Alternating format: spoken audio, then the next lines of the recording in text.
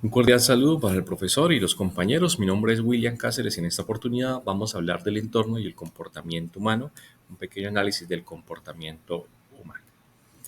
Este trabajo lo vamos a distribuir en tres partes. Una primera parte donde vamos a hablar de las teorías del origen del comportamiento humano, una segunda parte donde vamos a dar algunos ejemplos de cómo el comportamiento influye en el contexto y luego vamos a llegar a unas conclusiones. Entonces, cuando hablamos de teorías del origen de la conducta o del comportamiento, hablamos de tres. Primero está el evolucionismo con Charles Darwin, que se empieza a hablar eh, en su libro El origen de las especies de cómo los genes van determinando la conducta de los seres humanos. El conductismo, por otro lado, dice no son los genes los que determinan la conducta, sino que es el contexto, es el medio donde se desarrolla los estímulos a los que están expuestos los seres vivos, donde se determina la conducta. Luego aparece la etología, que es un estudio llama a mayor profundidad de las conductas de los animales y cómo esas guardan una relación con las conductas de los seres humanos. Por último, la teoría de la sociobiología viene a aportar también un elemento importante y dice los seres humanos o los seres vivos se desarrollan por los genes, pero también por el contexto en el que une las dos teorías anteriores. Algunos ejemplos que podemos citar. Entonces encontramos, por ejemplo, que se desarrolló un proyecto de educación sexual en una institución donde era normal el embarazo adolescente y a partir de la formación, de la capacitación, de la charla, los talleres, pues se llegó a un embarazo cero. Un segundo ejemplo es que un docente decide poner unas cajas de reciclaje en cada salón, transformando su entorno también en un contexto más amigable con el medio ambiente. Un tercer ejemplo importante ocurre en una institución donde el rector decide analizar todos los casos de los estudiantes que presentan dificultades tanto académicas como comportamentales y se encuentra que todos esos tienen un factor común y es una desintegración familiar que hay allí en el fondo. Es cómo los padres terminan afectando el comportamiento, las decisiones de los padres afectan el comportamiento de los hijos.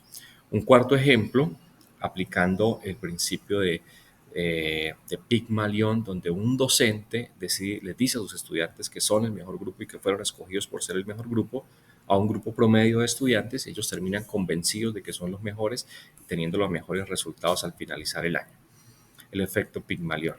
Un cuarto ejemplo encontramos en una docente de matemáticas que constantemente regaña, grita a sus estudiantes, no planea sus clases y hace que los estudiantes empiecen a sentir que son malos en matemáticas y odiando esta materia, por supuesto.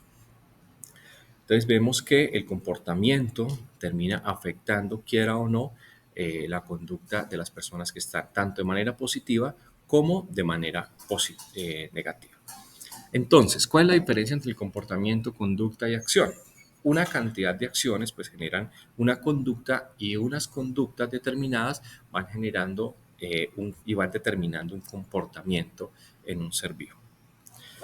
¿Cuáles son las principales influencias de nuestras acciones? Pues lo que hemos visto es que son dos fundamentalmente, la genética, la predisposición genética que tenemos, pero también el contexto que nos rodea. Si nosotros actuamos por patrones determinados exclusivamente, yo diría que no. Pienso que el contexto influye.